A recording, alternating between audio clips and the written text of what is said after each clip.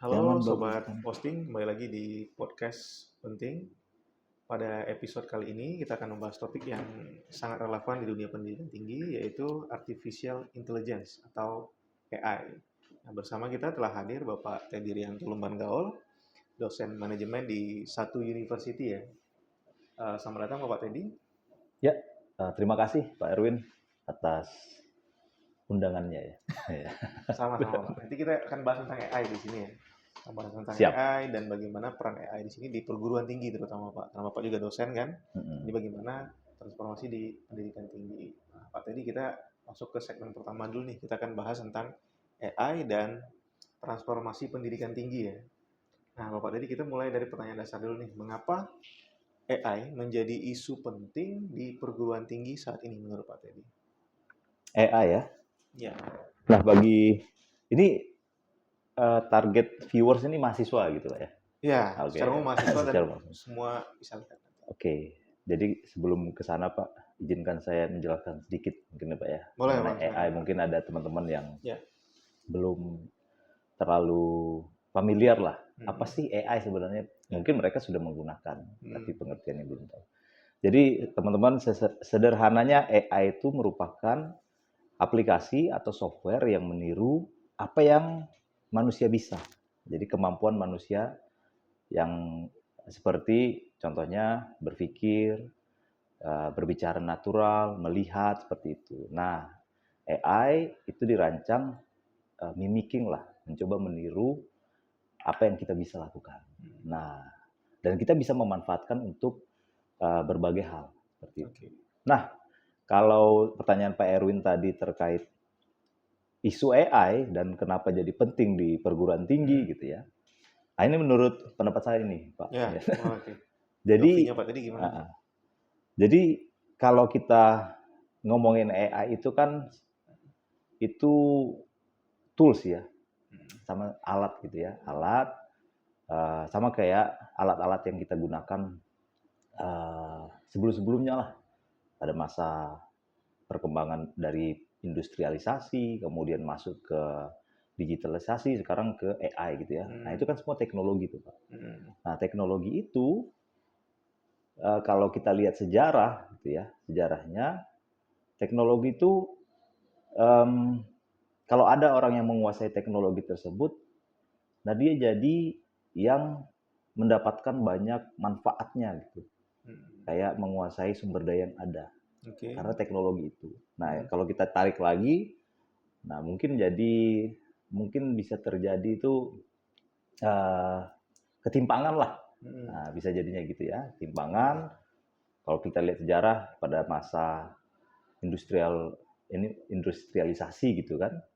Nah, orang-orang yang menguasai teknologi industri atau bahkan negara yang menguasai teknologi industri, mereka mengalami perkembangan yang sangat-sangat cepat. Oke. Nah, dari situlah kita melihat hal tersebut. Nah, kita berkaca nih di masa sekarang, gitu kan. Nah, perguruan tinggi kan punya peran membentuk sumber daya manusia.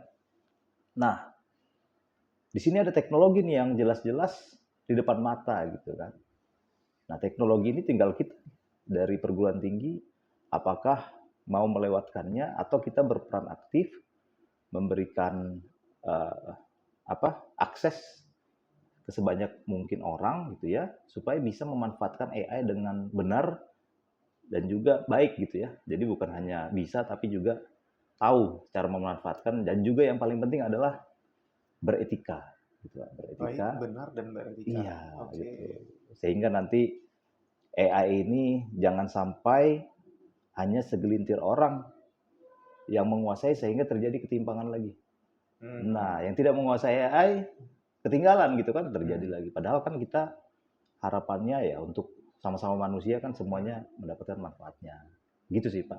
Nah, perguruan tinggi punya peran penting bagaimana sih AI ini bisa dikuasai oleh uh, sebanyak mungkin orang gitu kan, khususnya di negara kita ya, negara Hmm. kita Oke. semakin banyak yang bisa menggunakannya, tahu memanfaatkannya, dan juga harapannya meningkatkan produktivitas lah di negara kita. Oke. Gitu sih Pak. Kalau contoh konkretnya Pak dalam pembelajaran, misalnya Pak tadi kan selaku pengajar nih, dosen. Contoh konkretnya yang baiknya atau bijaknya mahasiswa menggunakan AI bagaimana? Nah, nah ini juga jadi pembahasan juga ya Pak ya Ya, di oke. perguruan tinggi, Hmm, dan ya mungkin berbeda perguruan tinggi beda kebijakan ya. hmm, Tapi secara umum yang saya lihat sekarang trennya itu perguruan tinggi sudah membuka diri. hmm, Artinya membuka diri itu apa ya? Tidak kucing-kucingan hmm, dengan mahasiswa. Mungkin di awal-awal tuh kucing-kucingan gitu. hmm, Dilarang hmm, AI-nya, kemudian mahasiswa mencari cara gimana caranya kan hmm. kucing-kucingan gitu ya, Oke, oke. kejar-kejaran. Nah, sekarang trennya adalah membuka kesempatan mahasiswa untuk belajar AI dan itu hal yang baik, tapi diberikan semacam uh, governance-nya, Pak, tata Hmm, kelolanya. hmm, Contohnya adalah, misal, kalau pakai AI, sebutkan di bawah di referensi bahwa penulisannya menggunakan AI. Jadi oke. fair gitu ya, Ya, transparan ya. bahwa idenya dia lakukan itu dapat bantuan dari AI. Nah, itu salah Hmm, satunya. Nah, kemudian kalau dia bersifat di akademik juga, ya bisa misalnya bentuk tulisan, nah, tulisan tersebut jangan langsung ditelan mentah-mentah. Walaupun hmm, AI sekarang makin canggih gitu ya, tapi hmm. tetap ada potensi kekeliruan di dalamnya karena kan itu model ya, Ya. model dan tidak 100% ibarat tuh tingkat confidence-nya itu 100% gitu kan, Itu pasti kita ada. masih konfirmasi atau cek ulang lagi ya Pak sumbernya. Betul, Oke. dikonfirmasi, dicek ulang, lihat lagi referensinya dan lain Hmm, sebagainya. Gitu sih Pak. oke. Kalau Pak Teddy nih pendapat pribadinya, setuju nggak misalnya bahwa AI ini tidak hanya untuk mahasiswa IT aja nih, bisa digunakan oleh mahasiswa prodi manajemen, akuntansi, atau prodi lain di luar IT, setuju nggak? Ya tentu Pak, Hmm, justru itu yang harusnya kita gerakkan ya. Wah, hmm. mungkin gerakkan Iya, namanya, iya, oke. atau kita dorong gitu Hmm, ya, bahwa memang kesan AI itu kan um, IT gitu, hmm, hmm, betul, betul. teknologi informasi. Namun pada kenyataannya kita gunain semua kok, bukan IT aja yang menggunakannya. Oke. Nah, tapi beyond that, Hmm, harapannya supaya kita maksimal hmm, menggunakannya, nah, kita harus ngerti secara fundamental dari mana sih AI ini keluar kok bisa seperti itu. Kemudian minimal itulah gimana cara memanfaatkannya dengan tepat ya tadi, dan baik juga ya, dan beretika sehingga nanti tidak misleading. Sama seperti kita bawa kendaraan bermotor gitu Pak. hmm, Nah, dalam bermotor kita bisa bawanya, tapi kalau kita ugal-ugalan di jalan kan bisa hmm. mengganggu orang, Ya, nah, membahayakan bisa orang membahayakan lain. orang, membahayakan diri sendiri. Sama, Ya, ini kan just a tools ya. yes. Tools, jangan sampai itu tadi kita gunakannya dengan koridor yang pas gitu ya. Oke, ya, koridor yang pas atau Mm tepat -mm. ya gitu ya. Mm -mm. Nah, kalau bicara misalnya Pak tadi lihat nih bagaimana dampak AI terhadap peran dosen di perguruan tinggi, Pak. Peran dosen, nah itu dia Ya, tuh Pak. Nah, saya tempo hari ngobrol-ngobrol dengan orang tua mahasiswa ya, hmm, kebetulan bukan mahasiswa saya gitu kan, hmm, tapi dia punya anak, kemudian dia kuliah di tempat lain. Nah, hmm. cerita-cerita bahwa sekarang anaknya itu kalau belajar di rumah pakai AI aja, Oke, pakai AI, menarik ya. ngobrol lagi, ngobrol sama AI-nya, apa Oke, hal-hal yang nggak dia tahu dia ngobrol. Tugas dari dosennya dia kerjakan di AI, ya kerjakan semuanya ya. ngobrol di AI, Hmm. AI aja terus katanya kan, berbagai hal dia komunikasi dengan AI gitu. Nah, sisi lain selain AI, berbagai sumber daya untuk belajar tuh melimpah ya Hmm. di internet, Ya, melimpah di internet. Ada AI, ada kursus-kursus gratis banyak, hmm, you name it lah, banyak sekali gitu kan. Nah, ini menjadi tantangan loh buat dosen, benar kata Pak Aaron hmm, tadi ya. Apa hmm, nih peran dosen itu? Menjadi hmm. tantangan buat dosen. Jadi um, kalau saya melihatnya gini Pak, karena AI ini udah bisa tanda kutip seperti menggantikan dosen atau pengajar ya. Hmm. Pengetahuannya pun sudah lengkap. Hmm, Tapi betul. kalau saya memandang namanya mahasiswa tuh tetap manusia gitu. Ya, Nah, seorang manusia. Dan kalau ada teorinya juga tuh manusia tuh cenderung kebingungan kalau informasinya tuh terlalu banyak. Oke. Nah, informasi terlalu banyak, kan ada tuh siapa yang bilang ya, kalau mau bikin orang tidak penasaran, kasih aja semua informasinya. Oke, malah membingungkan. Membingungkan, dia mau mulai dari mana gitu kan, bingung dia gitu ya. Bukan malah disembunyikan, kalau disembunyikan orang malah nyari gitu. Nyari nih, kalau zaman dulu kan. Ya, malah makin penasaran. Wah, penasaran, bahkan mereka cari. Nah, ini informasinya tersebar nih. Dan orang mau cari yang simpel-simpel dan informasinya setengah-setengah. Gitu ya. Kayak nonton di Reels, nonton setengah-setengah dan lain sebagainya. Dia nggak tahu secara terstruktur untuk pembelajaran satu topik itu seperti apa. Oke. Nah, disitulah peran dosen menurut saya. Yang pertama, bagaimana menstrukturkan, walaupun sekarang di AI juga bisa ya, tapi akan lebih baik kalau, karena kita ngerti tadi, yang benar yang seperti apa, yang pas lah, bukan benar ya, yang pas seperti apa. Nah, kita bisa bantu mahasiswa tuh menstrukturkan pembelajaran yang pas buat dia. Nah, kita strukturkan, walaupun di AI juga kita bikin bisa gitu ya. Tapi kan jawabannya ya mungkin perlu sentuhan juga gitu ya, sentuhan dari si dosennya ya. Bikin struktur itu, nanti ada outline-nya seperti itu, outline-nya. Kemudian juga perannya memfasilitasi, memotivasi, kemudian juga memberikan hal-hal yang AI nggak bisa. Oke. Contohnya, Contohnya apa? tugas. Kalau kita kasih tugas, buatlah tulisan, atau buat laporan, buatlah jawab pertanyaan. Saya bisa yakin mereka tinggal tanya AI. Langsung keluar. Gitu kan? Nah, tapi kalau dibilang, coba lakukan observasi dan interview orang tersebut, objek tersebut. Nggak mungkin dia tanya gitu. Pasti dia datangin observasi interview. Nah, di situ pembelajarannya jadi lebih kaya. Nah, intinya adalah kita ngelihat nih AI sudah ada, kita cari gapnya apa nih yang AI nggak bisa lakukan. Nah, kita masuk di situ sebagai dosen maupun tenaga pengajar, maupun guru, memotivasi, bikin suasananya lebih menyenangkan dan lain sebagainya. Gitu sih, Pak. Jadi di sini lebih kepada kayak peran dosennya jadi istilahnya seperti pembimbing ya Pak. Ya, pembimbing mereka ya. Mungkin walaupun informasi banyak segala macam, tetap mereka tentu butuh sentuhan humanisme. Betul. Ya, mungkin, ya kan? Apalagi ya namanya di umur mahasiswa ya, walaupun mereka sudah dewasa, penting juga berbagai macam cara pandang, kebijaksanaan, nilai-nilai, nah itu dimasukkan dalam proses mereka belajar. Nah, kalau Pak Teddy sendiri nih sebagai dosen ya, ada kekhawatiran sendiri nggak mahasiswa menggunakan AI dalam mengerjakan tugas-tugas yang diberikan oleh Pak Teddy misalnya, atau dosen-dosen yang lain?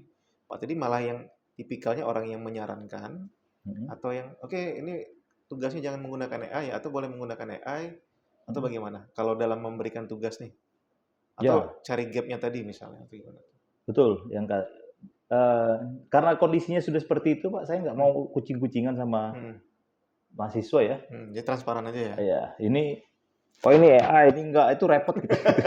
Mending aja sekalian bikin tugas yang kalau memang ekspektasi kita sebagai dosen, kalau ini nih celahnya, kan kita nggak bisa monitor ya, dan sangat melelahkan rasanya untuk ngecek ini AI apa enggak gitu. Nah, langsung aja tugasnya itu kalau memang butuh AI, berarti saya bikin yang lebih sulit. Nah, karena sudah ada AI yang bantu. Merancang sesuatu lah gitu ya, tapi nanti idenya itu di-craft lagi atau jadikan prototype based on riset lah ceritanya, riset tanda kutip di AI. Nah, jadi kita ubah seperti tadi, lakukan interview keluar, itu nggak mungkin pakai AI. Tapi ada juga yang saya suruh pakai bebas, mereka pakai AI tujuannya supaya ada juga yang membaca ya, atau ada kasus gitu, mereka boleh pakai AI, tapi boleh juga coba interpretasi menggunakan pandangan sendiri, itu juga bisa. Jadi ya itu Tergantung dosennya sih Pak. Tergantung Kalau dosennya ya? tergantung dosennya. Kalau Oke. saya sih tipe yang kurang suka gitu ngecek gitu ya. Langsung aja kasih Iya, yang jadi kucing-kucingan nggak enak ya. Jadi uh, kayak fungsi dosen sebagai tukang ngecek ini AI bukan gitu ini kan ya. bukan nih enggak. Oke. Nah, Jadi ini kita fokus ke penilaian aja. kita masuk ke segmen kedua nih ya, Pak, mengenai AI dalam penelitian dan publikasi. Keterkaitan Hmm. sama kedosenan nih misalnya. Nah, bagaimana Pak Teddy memandang peran AI dalam membantu riset dari dosen? Oke. Hmm. Nah, kalau riset nih kayaknya Pak Erwin deh lebih jago gitu ya. Kalau ngomong riset. Kita sharing aja, Pak Teddy tipikal yang orang, oh ya kita harus menggunakan AI nih, Uh, setuju atau ya, kita gimana tuh? gimana ya? Kalau saya pandangan pribadi sama Pak. AI ini terelakkan gitu ya. Hmm. Nah, apalagi sekarang makin canggih bahasanya semakin natural gitu dan Betul. sangat-sangat membantu. Tapi itulah apa ya? Menurut saya kita bisa memanfaatkan AI sebagai membantu mempercepat prosesnya. Oke, membantu Nah, mempercepat ya prosesnya. prosesnya. Contoh misalnya membuat sebelum proses itu kita referensi judul misalnya gitu kan, cari gap yang mana gitu ya, kemudian menyusun penelitiannya seperti apa prosesnya gitu ya. Namun kalau kita langsung semuanya berdasarkan AI, menurut saya tuh kurang ini Pak. Karena kan namanya riset tuh kita pengen mencari sesuatu gitu kan. Oke. Nah, mencari sesuatu, ada yang kita penasaran, kita cari sesuatu. Tentu alangkah baiknya kalau itu hasil dari pemikiran kita kan. Oke. Nah, Kalau mungkin saya tarik originalitas gagasan si peneliti ya, Pak. betul, original. Karena biar bagaimanapun AI ini kan sebenarnya ilmu pengetahuan yang sudah ada sebelumnya. Jadi data dimasukkan, dia proses, memunculkan data baru gitu ya. Nah, Oke. itu yang generatif AI tadi kan, Ya, data baru. Nah, data baru ini berdasarkan masa lampau juga kan, ya, ya. dokumen-dokumen yang sudah ada. Nah, data-data yang sudah ada. Sehingga kalau kita berdasarkan itu, berarti kita tuh backward thinking, it's okay tapi. Ya, Tapi oke. kurang nanti kalau kita mau cari gap-nya itu, gap penelitian khususnya ya, apalagi di ilmu sosial, nah itu agak sulit menurut saya kalau AI, karena namanya sosial kita harus observe, Ya, kita betul. lihat seperti apa sih fenomena sosial. Tapi ya itu tadi, AI digunakan sangat membantu mempercepat proses itu gitu. Oke. Jadi sebagai tools lah. Sebagai itu. Oke, saya setuju tuh, Pak. Jadi kalau bicara tentang boleh atau tidak ya, ini pendapat pribadi saya juga. Dosen untuk risetnya menggunakan AI, saya sangat setuju tuh. Memang harus kita sebagai dosen yang di sini mengoptimalisasi bahkan ya. Jadi jangan hanya gunain sedikit-sedikit ya, kita mengoptimalisasikan AI untuk mempercepat proses kata Pak tadi. Betul. Karena kita kan di dosen kan bukan hanya riset ya Pak, Ya, ya kegiatan pengabdian masyarakat, kegiatan lain-lainnya. Jadi supaya kita lebih produktif, kita memaksimalkan AI tadi. betul. Ya, oke, oke, sip, thank you Pak. Kemudian eh, menurut Pak tadi sependapat atau tidak bahwa AI ini membantu dosen lebih produktif dalam publikasi? Ya, kalau ini pendapat pribadi Pak. Kita memang kan sebagai dosen tuh didorong untuk banyak publikasi gitu ya, banyak publikasi, banyak penelitian. Nah, tentu kalau adanya AI ini mempercepat lah berbagai hal. Tapi itu tadi Pak, esensinya kan ketika kita ngomongin penelitian, itu sesuatu yang ada curiosity di situ dan kita pengen mencari tahu kenapa sih, Betul, mencari betul, betul. jawabannya gitu ya. Ya, Cari ada jawabannya, permasalahan ya Pak. ada masalah, kita cari jawabannya. Nah, untuk mencari jawaban itu kita menggunakan berbagai macam metode termasuk alat. Nah, AI ini sebenarnya alat itu tadi. Ya, Alat tools ya. untuk membantu kita memecahkan masalah ini. Oke. Nah, again, ya menurut saya sangat membantu ya. Sangat membantu. Oke. Tapi itu dari esensinya gimana ya cara jelaskan ya? Esensinya itu supaya saya jangan salah bilang ya. Esensinya itu AI jangan sampai kita hanya bergantung sepenuhnya sebagai AI, apalagi kita sebagai akademisi ya. AI benar-benar supaya cepat kita semuanya dari A sampai Z pakai AI gitu. Nah, jadinya nggak ada sesuatu yang benar-benar kita pikirkan. Nah, itu kita mengalami penurunan sih menurut saya kalau kayak gitu. Oke. Itu tetap harus ada sentuhan humanismenya dari sisi dosennya ya. Oke, nah kita masuk segmen berikutnya nih ya. Yang ketiga yaitu tantangan implementasi AI di kampus. Nah, menurut Pak Teddy sendiri, apa tantangan terbesar penerapan AI di perguruan tinggi khususnya di Indonesia nih Pak? Wah, ini ya. Levelnya udah kayaknya itu udah memangku kebijakan ya. Tapi kalau tantangannya apa nih menurut Pak Teddy? Boleh menjawab nih ya tantangan implementasi AI.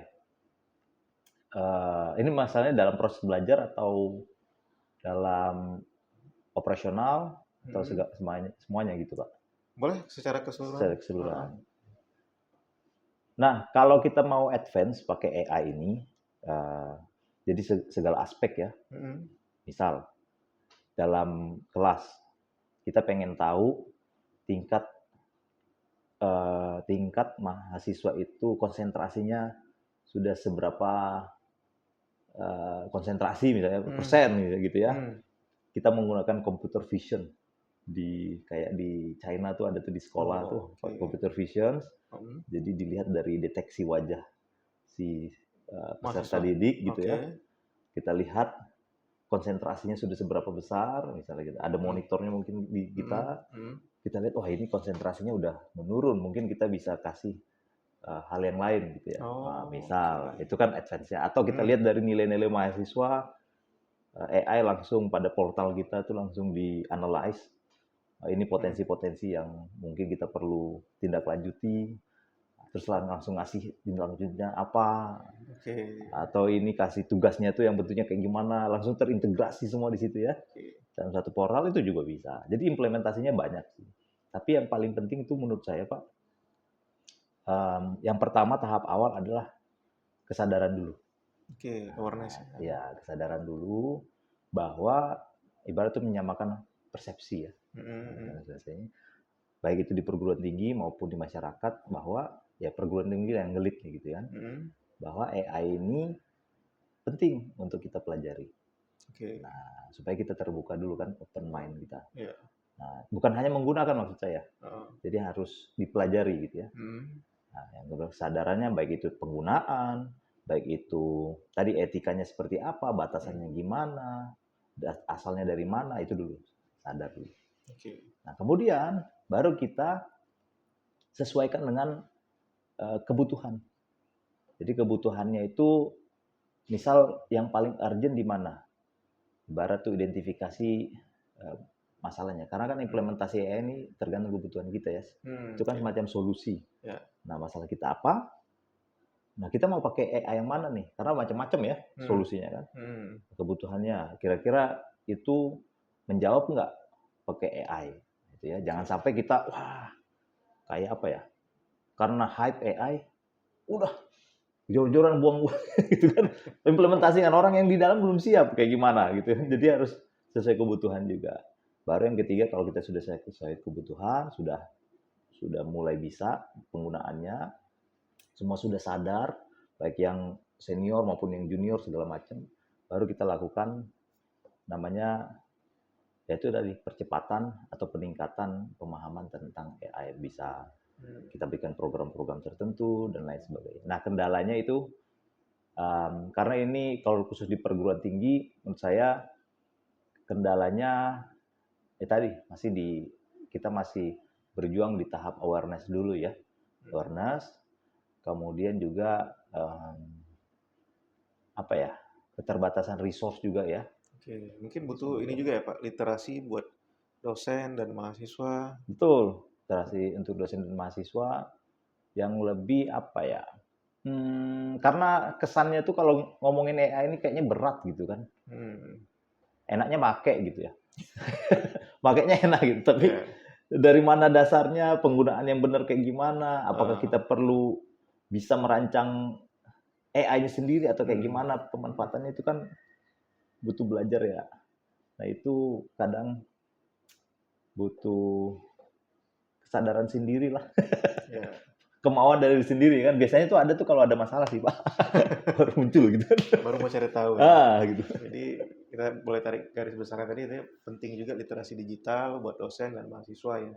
Mungkin juga ditambahkan mungkin infrastruktur teknologi ya Pak di kampus. Mungkin belum semua ya kampus Indonesia punya teknologi yang Betul, cukup resource-nya lah. baik ya untuk penggunaan AI ini juga. Mungkin ini boleh masukan juga kan untuk mungkin kalau ada dengar pimpinan-pimpinan perguruan tinggi kan mungkin kalau kita bijak yang menggunakan AI selain literasi tadi juga disertai dengan infrastruktur yang memadai tadi untuk kita bisa memaksimalkan penggunaan AI tadi. Betul. Nah, berikutnya kita masuk ke segmen berikutnya itu masa depan perguruan tinggi di era AI ini, Pak. Nah, bagaimana Pak tadi melihat masa depan perguruan tinggi ya, ya kira-kira dalam 10 tahun ke depan tentang penggunaan AI ini. Kira-kira akan makin melesat nih kalau penggunaan AI atau bagaimana? Wah, ini future thinking ya. Yes. 10 tahun ke depan. Dengan AI yang sekarang mungkin memang ada perubahan ya. Perubahan mungkin semua sudah mulai ya. Semua adopsi AI ini. Terus mungkin AI-nya juga semakin advance ya. Semakin canggih, semakin murah juga. Nah, perguruan tinggi tadi kalau yang bisa memanfaatkannya dengan baik, tahu memposisikan diri dengan baik di tengah adanya AI, bahkan dia bisa bertahan gitu ya. Nah, tapi kalau yang nggak bisa mungkin ditinggalkan lah gitu kan. Nah, ini mungkin masih Pak ya, karena saya nggak tahu juga. Ini pendapat pribadi. Ya, boleh silakan Pak. Jadi ya jadinya nanti akan ada mungkin kampus akan mulai berinovasi ya. Inovasi seperti apa tadi perannya masing-masing. AI di sini perannya, dosen di sini gitu ya. Dan mulai mencoba mengintegrasikan bagaimana supaya proses pembelajaran itu lebih cepat ya, lebih efektif menggunakan dua komponen ini. Ada komponen teknologinya, ada komponen humanisme. Karena sekarang ini kayak kita masih meraba-raba sih menurut saya ya.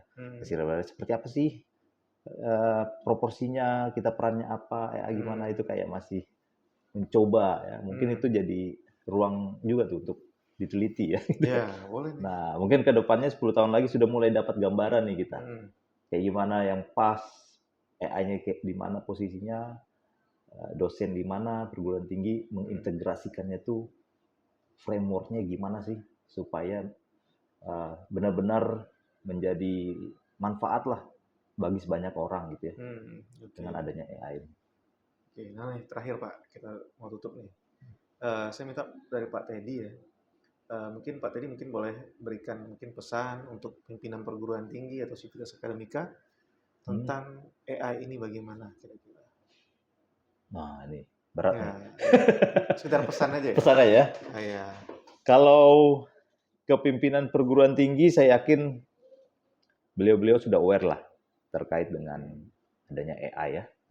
Dan ya sudah aware dan harusnya sudah punya pandangan maupun rencana apa nih yang kita bisa lakukan supaya bisa kita manfaatkan AI ini dengan maksimal gitu ya. Di seluruh Indonesia karena ada beberapa saya ikutin gitu beberapa perguruan tinggi itu sudah mengumumkan gitu perencanaan-perencanaannya gitu kan kayak gitu.